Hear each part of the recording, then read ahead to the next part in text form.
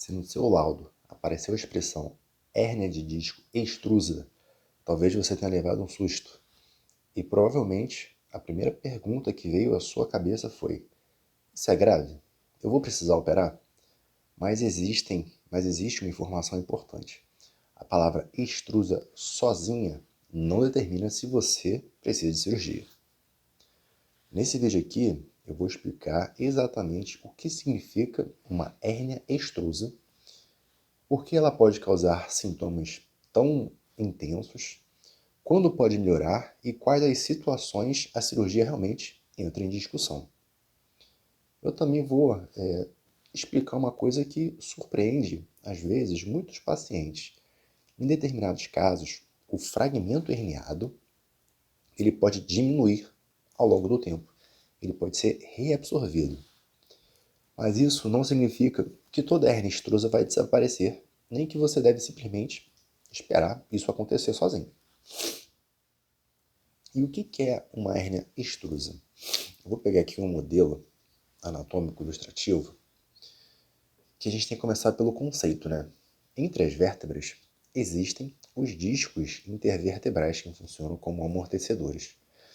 Quando ocorre uma alteração no disco e parte do teu conteúdo ultrapassa os limites habituais dele, podemos ter uma hérnia de disco.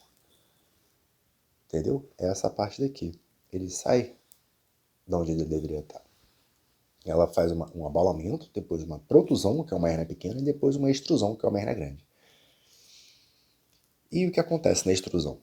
Existe uma ruptura mais significativa das fibras externas do disco, que é um anel fibroso, que fica nessa parte aqui externa, entendeu? Que permite que esse material discal ultrapasse os seus limites. E ele cutuca aqui, no caso, no amarelinho, a medula, no canal vertebral. E aqui, nesse outro modelo, a gente vê que o nervo está aqui livre, né, o amarelo, e aqui o vermelho está pensado. Agora chegamos numa pergunta, provavelmente, que trouxe você aqui. A hernia extrusa é grave?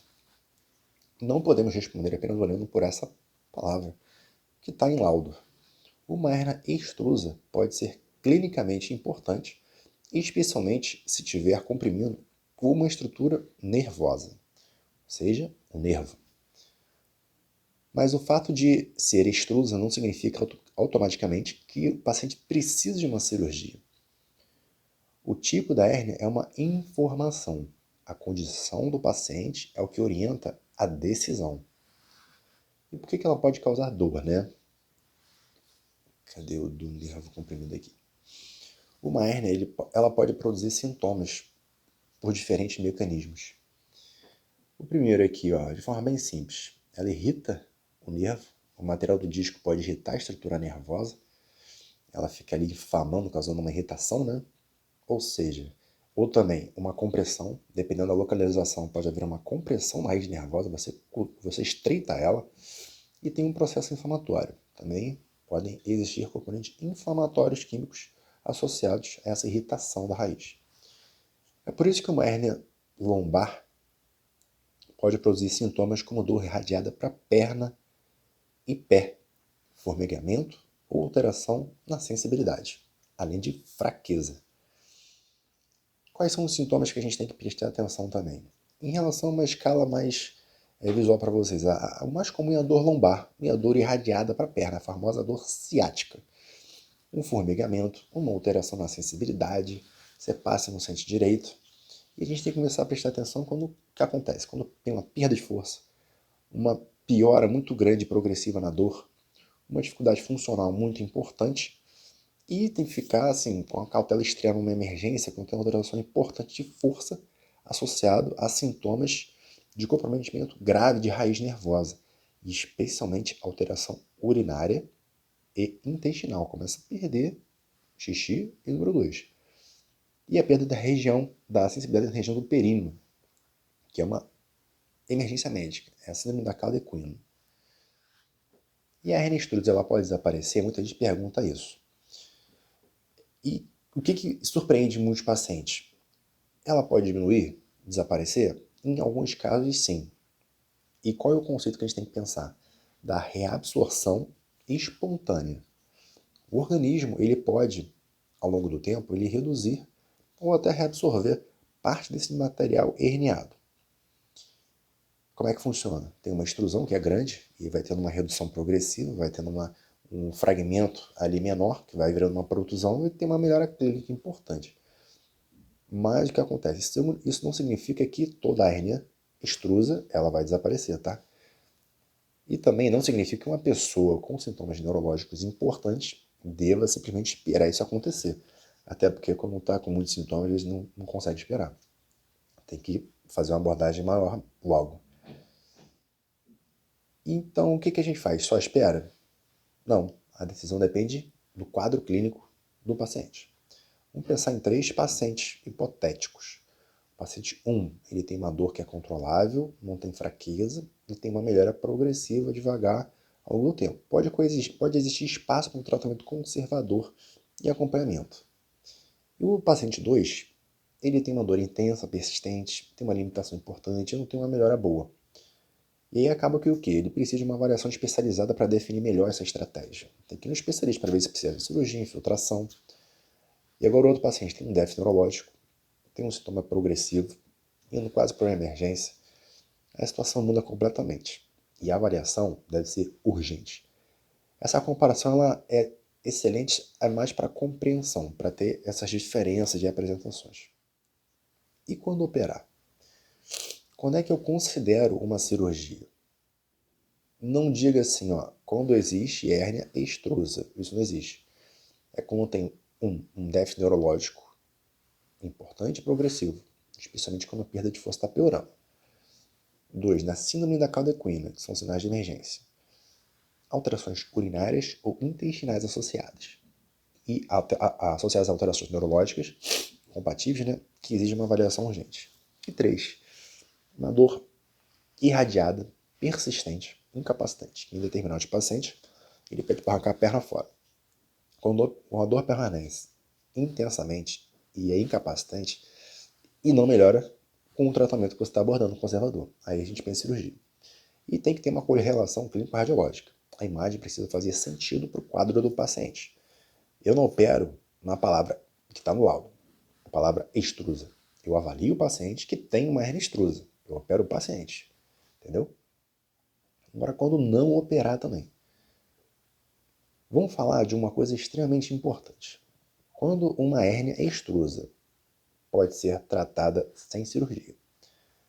Quais são os exemplos? Quando os sintomas estão controláveis, tem uma ausência de déficit motor, tem uma melhora progressiva, está tendo uma boa resposta ao tratamento conservador. Você não está apresentando sinais de emergência. Então a gente espera.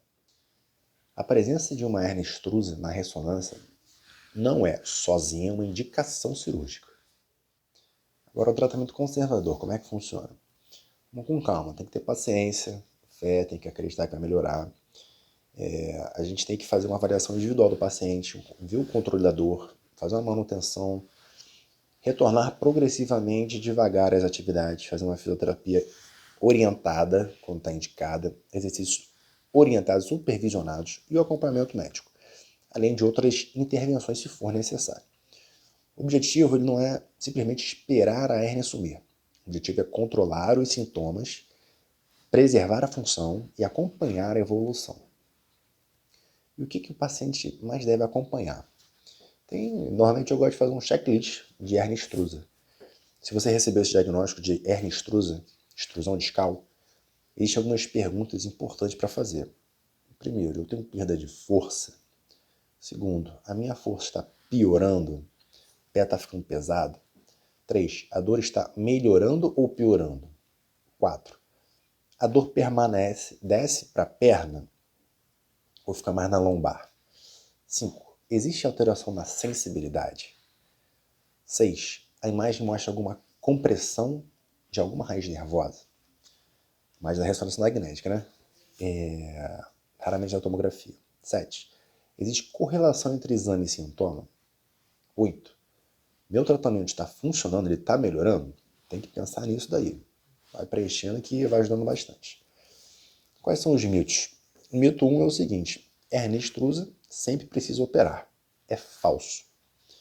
Mito 2. A hérnia extrusa nunca melhora sozinha. É falso também. Mito 3. Se a hérnia é grande, necessariamente ela é mais grave. Não necessariamente.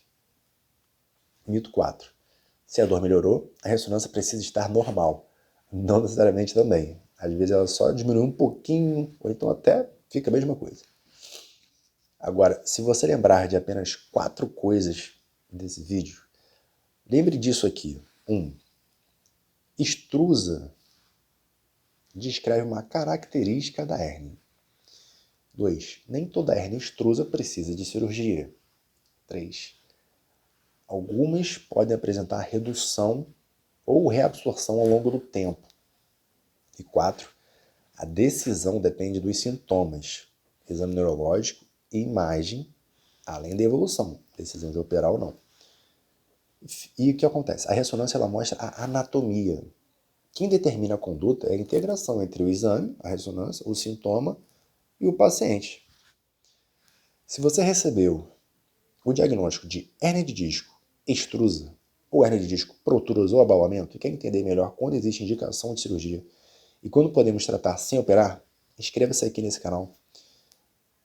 Se afilie, vire um associado que ajuda bastante. E assista também o vídeo em que eu explico uma das dúvidas mais importantes. A hérnia de disco ela pode desaparecer sozinha? Meu nome é Dr. Juan, sou cirurgião de coluna aqui no Rio de Janeiro e te espero até o próximo vídeo. Até breve.